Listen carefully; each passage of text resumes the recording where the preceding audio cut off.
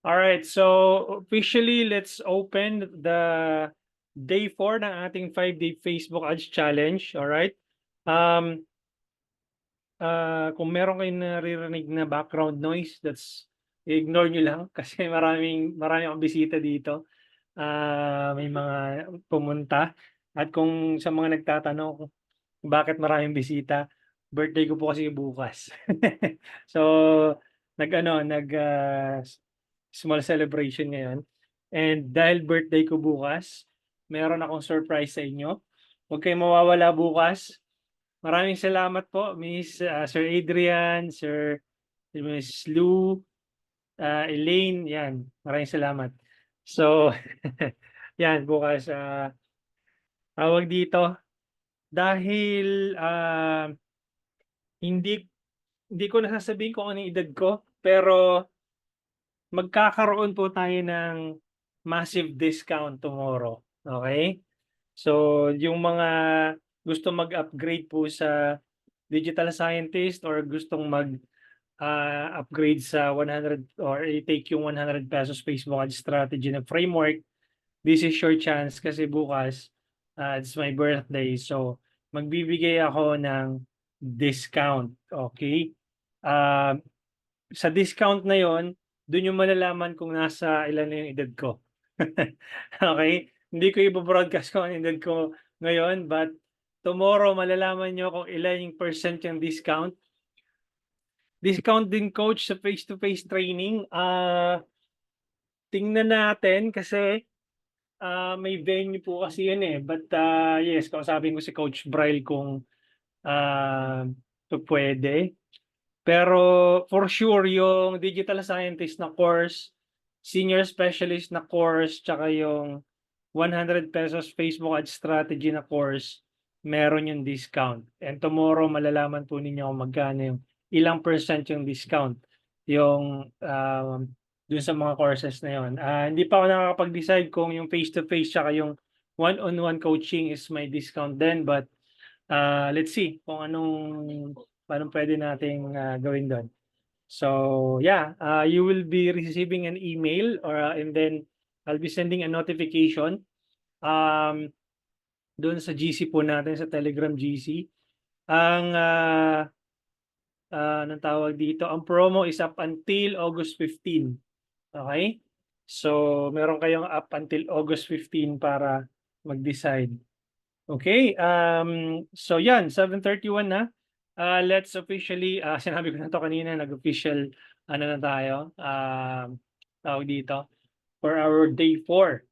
Alright, so welcome everyone kay Miss Amy, Sir Raymond, Miss Angelica, Miss Regina, Miss Venice, Isa, Sir John, Irish, Angel, Sir Adrian, Palge, Lon, Elaine, madami-dami na tayo dito. So I won't be mentioning everyone. Sheila, dalawang Sheila.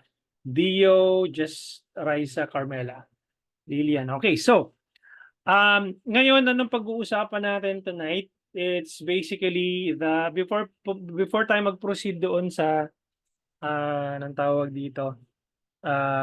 Facebook Ads metrics, we need to be able to check yung kung anong gagawin ninyo sa inyong anong tawag dito? Mga leads na pumapasok. Okay? Let me just send this one over here. Okay. Now, pupunta ako ngayon doon sa page ni Miss Venice, which is yung ating, hopefully hindi tayo tumagal ng sobrang tagal tonight, but sa Florence shop, no? So, ayan. Share ko yung screen ko. Let me know if you can see my screen, guys. Just type yes if you can see my screen. Let's see. Yes, yes, yes. All right. Okay. Now, pupunta ako dito sa Meta Business Suite ni Florence, anong tawag dito, ni Miss Venice. Tapos I will click inbox, no? And so far, wala pang nagme-message dun sa page. Okay? But let's see if we can get another page na merong messages na. I'll open another page sa aking isang client. Let's say dito kay Gentle King. Okay. Okay, let me just quickly share my screen. Okay. Yun. So, Meta Business Suite dito kay Gentle King na page. And then, makikita nyo dito inbox. Okay. Ngayon, dito sa Messenger, makikita nyo dito na meron ditong mga nag-message, di ba? So, let's say for example, ito let's say, si Chardy. Okay, si Chardry. Ayan, Chardry Atayde. Bumili nung product. So what I'm gonna do is create order. Okay, and then I'm gonna put the price kung magkano yung order ni Chardy. Tapos I'm gonna put a notes kung anong halimbawa kung magkano yung presyo na to, let's say 1,500. Tapos kung ano yung binili niyang product, let's say package A kunyari. Okay? Tapos other additional notes na pwede mong ilagay dito, you can do it and then create order. The reason why you need to be able to do this kasi we want the data to be reflected dito sa ads manager natin. Dito sa column na to, mamaya ipapakita ko sa inyo. So, kapag na-create mo na yung order, lalabas yun dun sa customer yung kinrate mong order. So, magre-reflect po sa kanya yan. So, para siyang online na resibo ninyo. Okay? Now that you have been able to identify that this person bought your products, the next thing that you're gonna need to do is to select option and then click paid. Okay? So, kung bayad na siya, so i-click mo yung drop down and then select paid. Now, i-click mo rin tong new customer and today's date. Okay? Actually, as a matter of fact, pwede ka maglagay ng GCash number mo dito so that you don't have to type your GCash number every now and then. So, all you need to do is to add GCash and then type your GCash name and then your GCash number. Para every time na magsisend ka ng details about your GCash number, all you need to do is to click the GCash icon so that the user will be able to see your GCash number. Okay, pwede mo itong i-set up. Okay? Now, so again, kung bayad, select paid and then kung example, ordered or select ordered, kung ship naman or booked. So ikaw nang bahala doon. Okay. Now, the next thing that you need to do is doon sa labels. Halimbawa, itong customer o itong taong to hindi naman bumili pero you can add a specific label para doon sa tao na yon na kausap po ninyo. Halimbawa, add label, lagay mo dito kunyari August prospects or August potential customer. So, yan po yung ilalagay po ninyo dyan sa label. Medyo ano lang, limited lang yung text. So, lalagay mo lang dyan kung ano yung mag-make sense doon sa label po ninyo. Now, pagdating po dito sa lead stage, pwede nyo po itong i-select yung mark as lead. Okay? And then makikita nyo po dito, lalabas po yun dito yung intake. No? So sa intake, ibig sabihin nun, pumasok siya as lead. Okay? Ibig sabihin pumasok siya as inquiry. Ngayon, para ma-select mo kung ito bang taon to ay yung kausap mo ay in progress yung usapan ninyo, ibig sabihin, hindi pa na-close yung deal po ninyo, in progress yung usapan ninyo, so i-click mo in progress para at least ma-label mo siya in progress. Ngayon naman, kung halimbawang not qualified yung audience na to, ibig sabihin hindi puro basura tong audience na to or user na to, so click mo yung not qualified para alam ni Facebook na hindi qualified yung audience mo. Ngayon, itong lost, i-click mo to halimbawa, pabili na dapat sana sa'yo, kaya lang napunta doon sa competitor mo. So, pwede mong i-click yung lost. Okay? So, converted naman, ibig sabihin kung bumili, so yun, parang lumalabas din yun as paid or order status as paid. Ngayon, if you are someone into a service industry na kunyari nag-down payment sa inyo, nagkaroon kayo ng transaction, down payment, reservation fee, etc., you can still create the order and then how much is the reservation fee? 50,000. Tapos lalagyan mo rin dito ng reservation fee. Reservation fee or let's say down payment. Yan, or kaya full payment. So it's up to you kung ano yung ilalagay mo dyan na details. Okay? Maliwanag tayo doon? So yan. So create order and then even if down payment lang yon so or full payment, yun ang ilalagay niyo dyan. Okay, importante guys na isa-select po ninyo yung mga anong tawag dito, mga buttons dito because it give Facebook a signal that this person is either qualified or unqualified, ayan, or lost. So kayo po yung magse-select po niyan para mabigyan niyo si Facebook ng data kung ano nangyari dito sa transaction ninyo between the person that you are talking with. All right?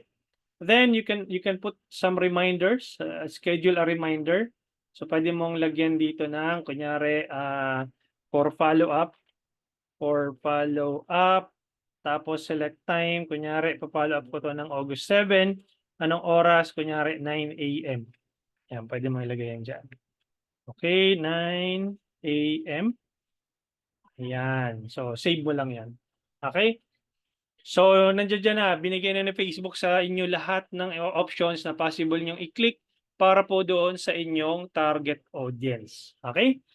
Ngayon, pupunta naman tayo dito sa reporting column. Okay? Sa reporting column, kailangan nating i-arrange to based doon sa mga data na, yung mga data na titingnan nyo kapag nag-run na kayo ng ads. So, pupunta kayo dito sa dulo, i-click nyo itong plus sign, and then click nyo yung customize columns, and then sundan nyo kung ano yung gagawin ko dito. I-remove ko lang yung clicks all, CTR all, basta kung ano yung ititira ko dito, sundan nyo na lang. So, campaign, delivery, attribution setting, tanggalin ko na yan. So, budget, amount spent, results, cost per result, reach, impressions, frequency, yung ends na to, tanggalin ko na to, schedule, tanggalin ko na. Quality ranking, engagement rate ranking, tsaka conversion rate ranking, tinuro ko sa inyo nung day 2. Pwede nyo iiwan kahit ilagay nyo lang yan sa dulo. Pwede nyo iiwan yan. Minsan hindi ko na ilalagay ito, but it's up to you if you want to see that report. Tapos, cost per click, hindi ko na kailangan yan. Yung link clicks, kailangan ko to.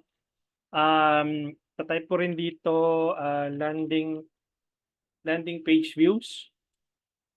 Okay, katabi yan ng link clicks, yung landing page views. Tapos, add to cart. Okay, ito lang iiwan natin yung website add to cart. So, yan. So, dito, tapos add payment info. Add payment info or payment info lang. Yan, add payment info. Yan, check mo lang itong mga to. Tapos, move natin to dito. Okay? Then, ang next natin is, tama na ba? Purchases. Okay, purchases. Tapos yung value, i-check mo yan. So, tanggalin mo lang in-app, offline, yung meta purchase conversion value, plus yung website purchase conversion value, okay lang yan. So, naka-check dapat siya. Tapos, in-app, naka-uncheck, tsaka yung offline, naka-uncheck. So, website lang, tsaka meta purchases, yun lang ang ilalagay niyo. So, baba lang natin tong mga to. Okay, yan. So, okay na ba siya? Campaign, tingnan natin kung sunod-sunod na. Kunyari, amount spent, results, cost per result, reach, impressions, frequency, CPM, link clicks, landing page views, add to carts, website add to cart, add payment info, click-through rate, purchases, Purchase conversion value. May kulang pa ako yung ROAS. Okay. Kulang tayo ng ROAS. Yan, sa dulo na yung ROAS. Yan, check. Website purchase ROAS lang. Okay, and then dito, may katabi natin ng purchase conversion value. Okay, so sunod-sunod na siya. So ganito lang, itong langaw na to Pinasok tayo ng langaw. Okay, so ganito lang yung pagkasunod-sunod niyan. So nandiyan dyan yung campaign name mo. Okay, yung tinuro ko sa inyo na campaign naming convention. Itong mga cost cap na to, ito na yung doon sa doon sa scaling campaign, and then testing. Yan, makikita mo, ganito ko siya nililabel, no? So ganyan yung naming convention ko lagi. Okay, and then obviously makikita mo dito the ad set budget. Okay, dahil yung budget no nasa ad set, sa ABO, nasa loob. Kaya makikita mo dito kunyari 1,000 daily. Ngayon, doon sa amount spent, makikita mo yung amount spent between August 1 and August 4. Okay, so that's 3,542, ganyan yan. So per campaign yon. Ngayon, makikita mo na rin dito, results. Ibig sabihin, yung website purchases ilan. Itong campaign na to 15, ito naman 3, ito 2. Ngayon, dito sa dulo, makikita mo din dito how much is it costing you per purchase, or how much Facebook is charging you per purchase. So ito pala 1.5 na kailangan pala patayin na to. Last 7 days. Last 7 days okay pa, 454. Malalaman mo kung okay pa kasi anong tawag dito? May magko-compute tayo bukas, gagamitin natin yung Facebook Ads Calculator. Pero yung August 1 to 4, mahal ng cost per purchase ko. Pero pag nagtuloy-tuloy yan ng ganyan, papatayin ko na siya.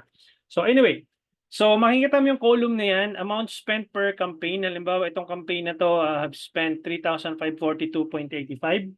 We're able to acquire 15 purchases. And then cost per purchase or yung cost per result natin is 236.50. And then this campaign was able to reach 16,544. Now, out of 16,544 na na-reach, it's also, ano tawag dito, na-hit din yung same person, kaya naging, kumbaga nagkaroon ng reach saka impressions. Then, if you were to calculate this one, 27,881 minus 16,544. Ibig sabihin nun, out of 27,881 na ang tawag dito, impressions, pag niles mo yung 16,000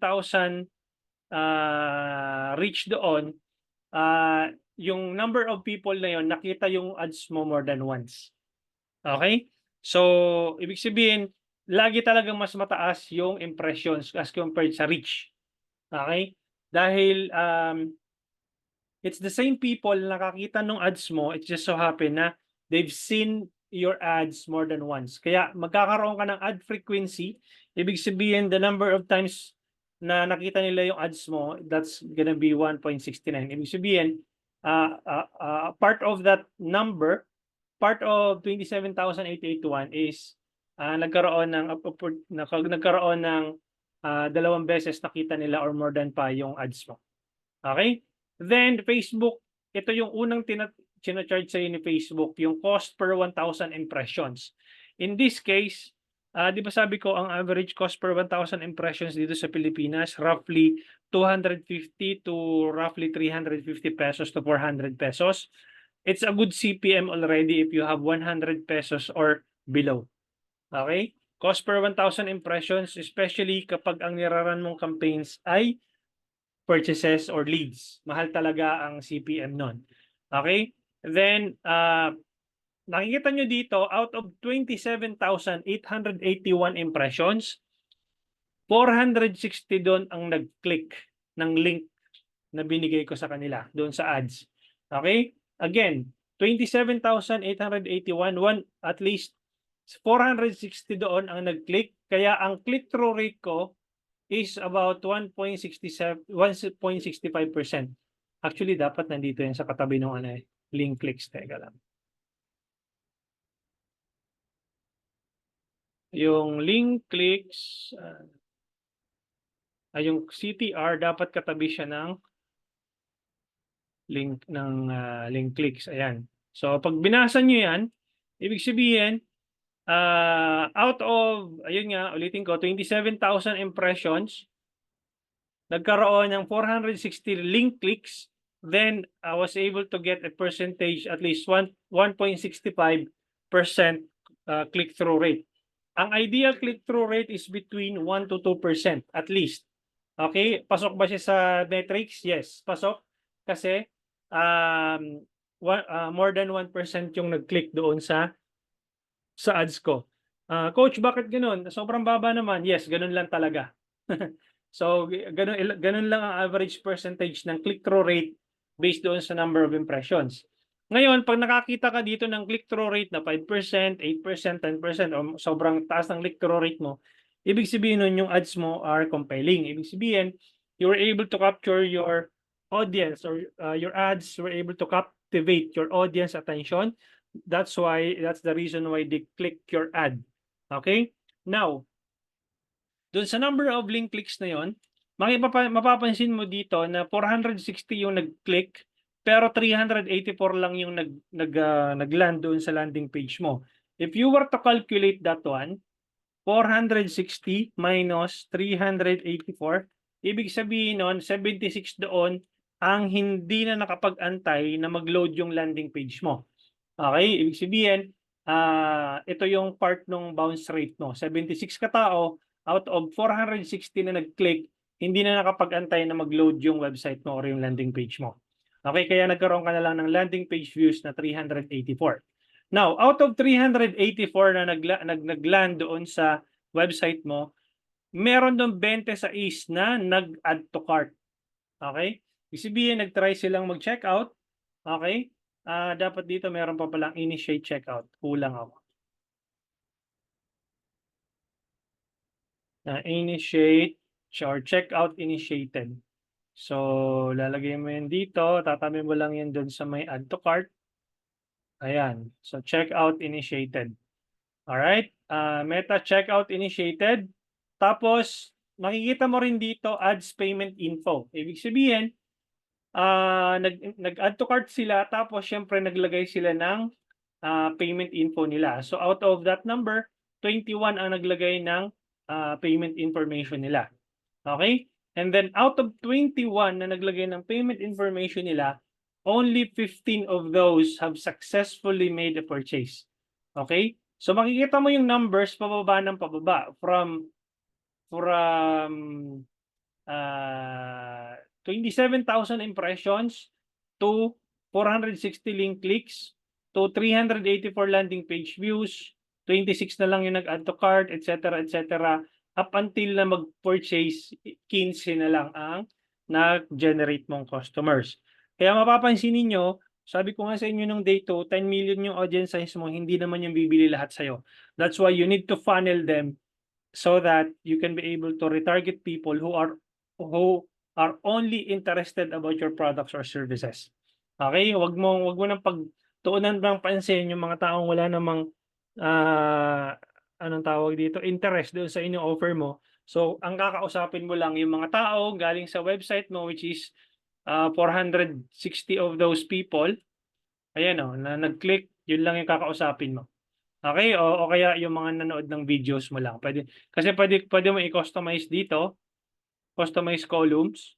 Tapos dito sa media, kung sino halimbawa nanood ng 100% video views, 20% video views, pwede mo makita yan. Okay? So it's up to you to add that column. Ngayon, dahil 15 yung nag-purchase, okay, that's total of 15 website purchases. Ngayon, Facebook will give you the total value of that purchase. Okay, so sabi ni Facebook, yung 15 na bumili, it's the total of that purchase conversion value is about 14,684 only for this specific campaign. And then this campaign was able to get 3,140, and then this company was able to acquire 2,230. So total, merong 20,054. Ngayon, magkakaroon yan ng konting discrepancy. Minsan, wag nyo lang papansinin yung discrepancy. Titingnan nyo lagi dun sa website backend kung ilan talaga yung total. Kasi minsan nagkakamali itong number na to. Okay? Minsan nag-over-reporting, minsan nag-under-reporting. Okay? Yung actual na number is nasa likod ng website ninyo. Now that you were able to check the anong tawag dito? The reporting column, okay? Alam niyo na kung paano basahin 'yon. Then ang gagawin mo dito, makikita mo na dito yung purchase ROAS or yung return on ad spend. Ibig sabihin, how much revenue are you getting divided by total na ad spend. So halimbawa, in this case, I was able to get 14,684 divided by total ad spend, which is, how much is it? 3,542. 3,542.85 equals 4.14 ROAS or yung return on ad spend. Ibig sabihin, 4 na beses bumalik sa akin yung nilabas kong ad spend. Okay? Or yung total ad spend ko. So, kaya makikita mo dito, 4.14 return on ad spend. So, yung overall ROAS is about 2x. Kasi ito, 0.72 lang. Ito namang isa is 0.91 lang. So, pag in-average mo yan, average of 2x ROAS ka, total campaigns na nagra-run. Okay, make sense? Ngayon, makikita mo yun dito kapag pumunta ka ng Ads Manager, Facebook Ads Library. As a matter of fact, makikita mo dito yung mga competitors mo na nagra-run ng ads. So, pag binuksan ko tong, bakit yun? Tama. So, Meta Ads Library, i-click mo lang tong all ads. Tapos, let's say, magbigay kayo ng competitor nyo na gusto nating, anong tawag dito? I-stock natin. Yung mga questions dito, malalaman ba niya na ginawa natin siya ng order? Yes, Miss Angel, lalabas yun doon sa niya, sa messenger niya, na para siyang resibo. Okay, lalabas yun. Applicable din po ba yan sa travel agency, Miss Regina? Kapag messaging campaign po kayo, hindi po applicable itong mga reporting column na ito. Ang applicable lang sa inyo, 3 lang. Ito lang yung mga nagme-messaging campaign, guys, paki-note ito. Okay? 3 lang. Number of messages, quality of messages, cost per message. Okay? Tandaan to, guys, ha? Para bukas pag nag-compute tayo ng inyong ROAS or ng inyong ideal cost, alam nyo pagka messaging campaign kayo. Okay? And then applicable sa travel agency, hindi siya applicable kung may website ka, Miss Regina, yes, applicable. Pero pag messaging campaign ka, yung 3 metrics lang yung sinabi ko sa iyo, ito lang yung susundan mo, 3 lang. Okay? Laki ng budget, shocks. Haha. Hindi pa ganun kalaki yan, Miss Lovely. Kung gusto mo makakita ng malaking budget talaga, nandun sa isang client ko na malaki budget doon.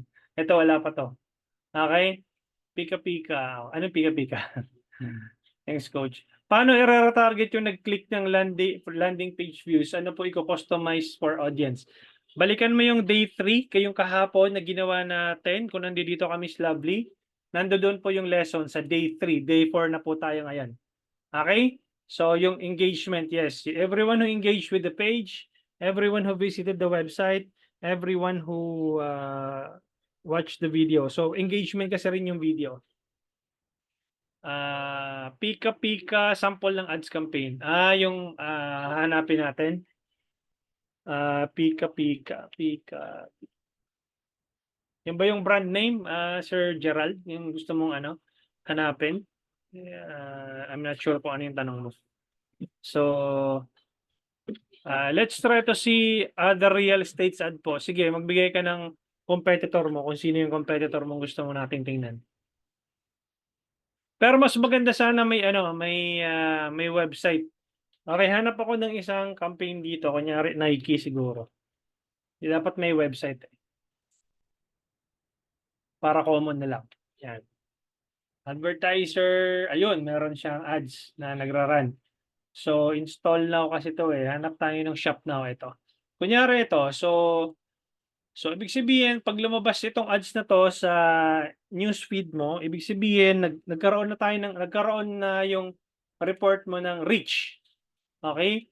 Na-reach yung user ng ads mo, and then at the same time nagkaroon ng impressions. So, yun, so lumabas sa newsfeed, so imaginin mo na nasa newsfeed mo ito. Ngayon 'pag kinilik mo yung shop now button, maglalabas yung report na link clicks, 'no? Maka-count yun as link clicks, okey? Then yung computation ng number of link clicks divided by, number of impressions times 1,000, yun po yung magiging click-through rate po ninyo, which is 1.65% depende dun sa, number of link clicks. Now, yung landing page views, ibig sabihin dahil kinilik ko, ayan, nagkaroon ng landing page views kasi napunta ako dito sa landing page na 'to.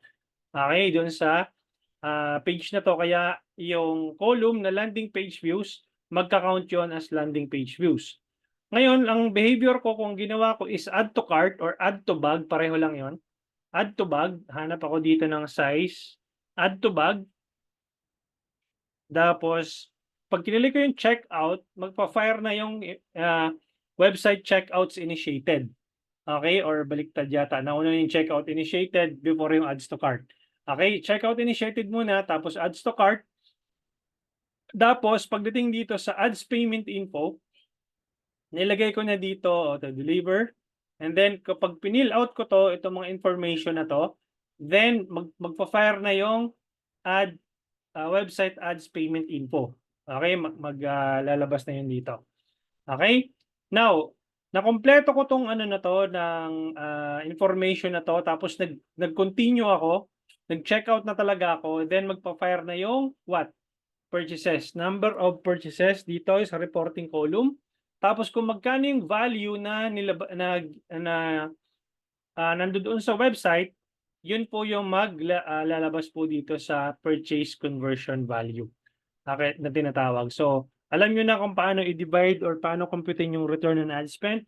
Total purchase conversion value divided by total ad spend, that is your return on ad spend or yung tinatawag nating ROAS. Okay? So, yung mga nasa real estate industry, financial advisor, service industry, iba po ang computation po ninyo. Hindi niyo po makikita yun dito. Magma-manual computation po kayo. Ituturo ko po sa inyo bukas kung paano nyo kukumputin yung ROAS po ninyo. Hindi po applicable sa inyo to. Magiging applicable lang ito doon sa mga nag-e-commerce, tsaka yung may mga website po na gamit. Okay? Sa pagra-run po nila ng ads. Okay? Nagets na yung ating pagkasunod-sunod ng reporting column. Again, number one is click-through rate as at least 1 to 2%. Huwag kayong bababa doon. Tapos ang conversion rate ng website nyo dapat at least 1 to 2% din. Okay? Pag nagbe-messaging campaign kayo, dapat 3 lang ang babantayan nyo. Number of messages, quality of messages, tsaka cost per messages. Okay? Nasundan? So, si Angel, sir, paturo naman po kung paano i-exclude yung previous audiences na nakakita ng ads ko. Gusto ko kasi mag-reach ng bagong audiences. Ayaw ko magsayang ng budget sa mga hindi interested po. Okay. Angel, wag mo nang pahirapan yung sarili mo. Ako hindi na ako nag-i-exclude ng mga previous audiences ko. Hindi na ako nag-i-exclude ng previous customers ko. I let it run. 3 lang yung stock audience yung tinuro ko sa inyo kahapon. Everyone who engaged with your page in the past 365 days. Everyone who engaged with your Instagram page in the past 365 days. Everyone who visited your website in the past 180 days. That's it. Huwag mo nang pahirapan yung sarili mo mag-exclude kasi hindi naman 100% may exclude yan. Meron at merong lalabas, tatamaan pa rin ng ads mo kahit na in-exclude mo sila. Mapapagod ka lang, So pinapasimple ko lang yung buhay mo, ayusin mo lang ng 3. Everyone who engaged in the past 365 in your page, everyone who engaged with your Instagram ads, kung merong Instagram, and then everyone who visited your website in the past 180 days. That's it. Okay, simplified ang iyong campaign. Okay, si Miss Regina, pag binilak ka po sa page ng competitor mo, you don't get to see their ads in Meta Ads Library din po, right? Kapag kapag binilak ka doon sa Messenger, di ko sure kung ano ibig mo sabihing binilak, Regina. Pero most likely, you won't be able to see their ads. I'm not 100% sure, but bakit ka iba-block ng ano? Baka baka binabash mo yung page ng competitor mo kaya ka binablock. So, but anyway, but if you were to block someone sa page mo, pwede naman. If you want to block someone na nanggugulo dun sa page mo, so magagawa mo rin yon. But ako, welcome lahat, kapati basher. But mapapansin nyo yung sa page ko, may mga nagko-comment doon, may mga nagbabash din sa akin minsan. So welcome sila lahat sa akin. Mas gusto ko nga yun may konting nagbabash. Wag lang masyado marami. Baka mamaya pag ang dami na nagbabash, ibig sabihin wala na akong ginawang matino, no? So kung merong nagbabash po sa inyo, okay lang po yun. Magpasalamat po kayo kung may nagbabash kasi magpapababa ng CPM po ninyo yon. Kasi Facebook will think that it's it's a form of engagement. Hindi naman alam ni Facebook kung binabash kayo eh. Ang alam lang ni Facebook kapag may nag-comment doon sa comment section, it's a form of engagement. Mas gusto ni Facebook yon na marami nag-engage. Kaya nga kung gusto niyo sumikat sa social media, mang-bash kayo ng mang-bash. Huwag niyo gagawin yan. Ibig sabihin, kumbaga, the more engagement you have, the more chances of getting a lower cost per 1,000 lower cost of per 1,000 impressions. So nakakaano po 'yun, nakakatulong po 'yun sa page po ninyo, yung mga bashers. So pwede niyo naman patulan in a sarcastic way or pwede niyo naman patulan by anong tawag dito, by parang positive way. Okay? So, sa MoFu audience po, anong campaign objective po ang best for messaging and retargeting? Kung nagme-messaging campaign ka, Miss Regina, then messaging campaign yung campaign objective mo. Kapag meron ka ng website, ang gawin mo is website retargeting, website MoFu campaign. Actually, pwede mo rin pagsabayin yung website plus messaging campaign pa sa retargeting, pwede yan. Kung may extra budget ka pa sa retargeting campaign. Halimbawa, 100 pesos sa website retargeting campaign, tapos meron ka ring 100 pesos sa messaging campaign. Pwede yon. Okay? Anything else? May questions? Yun, ganun lang kabilis yung ating day 4 kasi ano lang yun, metrics lang yung pinag-usapan natin. Tapos, by day 5, pag-uusapan naman natin yung computation para hindi kayo nasusunugan ng budget sa ads. Make sense? May questions pa? Wala na? Para makakain na ako ng handa ko. Ako na lang inaantay. Wala na? Okay, natawa tuloy si Miss Elaine. Okay, maraming salamat guys. See you tomorrow at exactly 7:30 p.m. And then maraming salamat for your greetings. I really appreciate it. Sir Silon, ayan. Okay, so see you guys tomorrow at exactly 7:30 p.m. Maraming salamat and yeah, thank you so much. Bye-bye.